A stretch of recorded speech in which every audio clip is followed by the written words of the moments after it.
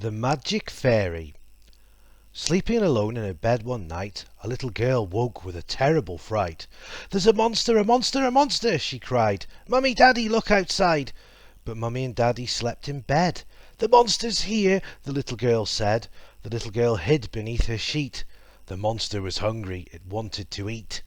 The window rattled, the window shook. The little girl dared not look. Something came. It wasn't scary. "Little girl, I'm your magic fairy."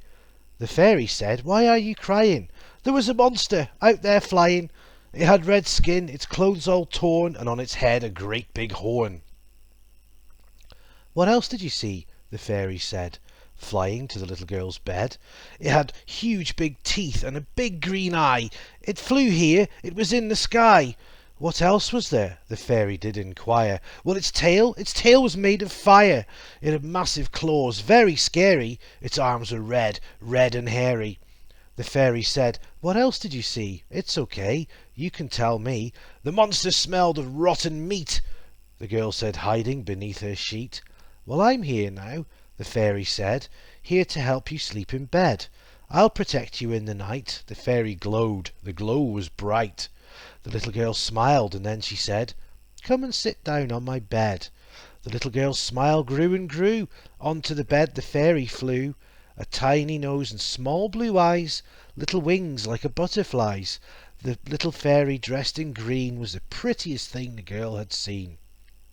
Her hands held a magic wand. Her hair was long, long and blonde. The fairy sat down on the bed, smiled at the girl, and then she said, "There's no such thing as monsters or ghosts, but here's the thing that I like most. If they're not real, they can't be scary. They can't touch you," said the fairy. "They come at night when you're in bed, not in the day," the fairy said. "There is no monster here, you see. The only thing that's here is me." "But are you real?" the little girl said. The fairy stood up on the bed. "Hold out your hand, really you must." The fairy gave the girl some dust. It sparkled, shone, and glowed with light. It shimmered brightly in the night. "It's magic dust," the fairy said, and sprinkled dust onto the bed. "When you're here all alone, the dust works like a telephone. Pick it up and think of me, and by your side I shall be." The little girl said, "Thank you," to the fairy. "You're not real. You are real, but you're not scary.